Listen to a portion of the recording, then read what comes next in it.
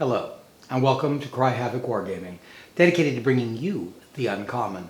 For those of you who haven't met me, my name is Ron, and today we're going to talk about a few things going on that are involving the channel to one way or the other. Sort of state of the channel address, I suppose. So let's get started.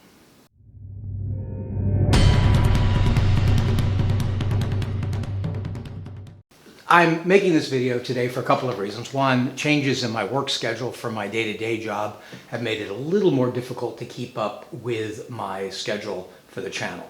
I've changed the days. I tried to get videos up. One of the goals of any channel is to try to do at least one video a week to be consistent. I've been trying to do that, but I've been sort of falling off. I'm still trying to work out that. This video, in fact, is being done on a lunch break, as you may be able to tell by the way I'm dressed. So I'm still trying to work out how I'm going to best work out the schedule. That's part of why I'm doing this, is to inform you of that and let you know where things stand. That way, I do fully intend to get back to doing war games on the channel. That is my intention. And I have a whole bunch of 5 parsecs videos already recorded because those are so quick and so easy to put together. But I don't want to just do that. So we will come back to some gameplay videos and reviews and the normal things. I don't want you to be misguided by the fact that I'm going to have 2 videos in a row that aren't specifically wargaming. But we're just working out that schedule. So I thought I'd talk about some of the things I am working on that are game related. One of those things is I'm participating in the Games of Rome Kickstarter. Now this is not a new game, of course. This is a version 2. The original game came out, I think it was 5 years ago. My club, for whatever reason, never got into it, so I haven't invested or played the game. I understand there were a couple problems with the previous version of the game, but that has been resolved. Or it sounds like it's been resolved with this new version too. It is in fact a different set of rules. It's a lot of the concerns that people had originally have been altered and amended. The new sculpts are by Paul Hicks, who's one of my favorite sculptors there is. So I'm mentioning this, you might want to take a look at the Kickstarter. It still has, I think, 13 days or something left to it. So you might want to give you a thought to that yourself. A couple members of my club are doing it, myself and one other at least. I'm really excited about it and looking forward to doing that. Another project that I'm working on, it's probably worth mentioning, a pre-sale event or backroom deal that's going on right now on Black Site Studios. This page is certainly a fan of Don't Look Back, and the only real problems with Don't Look Back were a couple of issues with the rules. And don't get me wrong, I'm not attacking Matt Burns here. I think he created a very enjoyable set of rules. But it was his first set of rules. There's things that are unclear and not well defined necessarily. So they've rewritten the rules. They've cleaned up some of that. They've changed some of the mechanics as I understand it.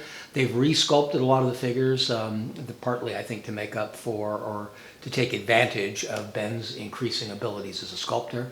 Though I like the old sculpts. In fact, in some cases I like the old ones better than the new ones. But that's going on right now. It's a pre-sale event. They don't do Kickstarters, but this works kind of like a Kickstarter done in-house. So there's various bundles you can get and things you can add on to different levels. Thought I would mention that. I'm participating in that. Some of you may want to. It sounds like they're on the verge of working out some of the problems they've had with shipment to the rest of the world too. So that'll be nice if that works out. I know every time I do a Don't Look Back thing, I'll hear some issues because of how much trouble there has been in getting this product to Europe. So hopefully some of that is on the verge of being resolved as well. And a lot of, they have digital packages as well, which obviously can be sent electronically. So that'll solve some of that. On an actual presently gaming scale, some of you will know that I participated in the Kickstarter for Border Wars. I am intending on getting that onto the table and showing some games of that. The rules look very interesting. The figures are gorgeous. I have a bunch of Barons War things from the Death and Taxes that I haven't managed to get painted. I want to bring some of that and show you here. My club has returned to Dux Britannicum. This is a game that has always interested me. It is a Too Fat Lardies game. I'm a bit of a Too Fat Lardies fan. It's very much built around its campaign system. That may be part of the problem. The game on its own isn't spectacular. I mean, it's not bad, don't get me wrong. It's very much like any other Too Fat Lardy game, but I really think where it shines is when you combine it with its campaign system. And so my club is doing some of that. I may either film some of those games with the club and bring them on here. I'm not sure about that yet because of the logistics of moving the equipment back and forth, or I may do my own private campaign here at home to show you some of that. I think Dux Britannicum is an excellent game. I'm not really sure why it didn't get more love and why it sort of disappeared. I mean, later I can understand how it may have been eclipsed by infamy, but it deserves some love and some attention on its own. So at least as a club, I'll be doing that, and maybe I'll be able to present some of that here as well. With that in mind, I should probably also mention the club I'm speaking of. I belong to a club called Williamsburg Legatai. We were formed about just over 10 years ago. We met at a local gaming store originally to play a campaign of Wings of War. After a time, the store presence didn't really work out well for us. We ended up leaving that store. In fact, the store is gone now. And we became a club on our own right. And very shortly, one of the founding members of this club, and a very good friend of mine, some of you may be familiar with him. I'm speaking of a man by the name of Chris Bennett.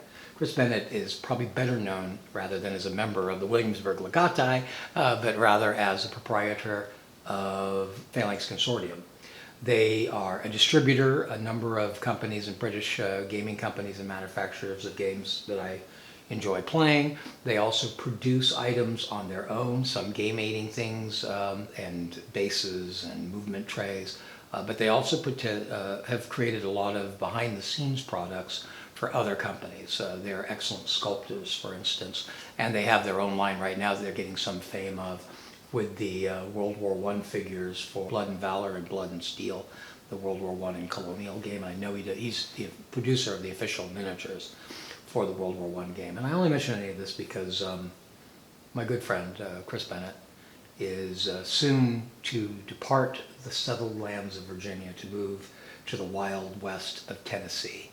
I'm going to miss my friend Chris, miss having him here, miss having access to some of the advantages of having a company right in my backyard. But I wish him all the luck in the world. So I was hoping to raise a glass to Chris Bennett. I wish you and your wife and your daughter the best of luck. I hope you have a remarkable future, and I hope everything goes well for you in Tennessee. Goodbye, Chris. You'll be remembered here in Virginia.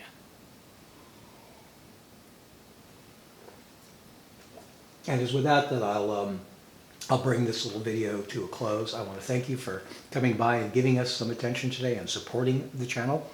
It is my intention, as I mentioned earlier, to try to bring you what I can to the lesser known games and independent games, and I will continue to do that in the future. If you want to continue on that journey with us, I hope that you will hit subscribe and ring our notification bell. Until next time, cheers.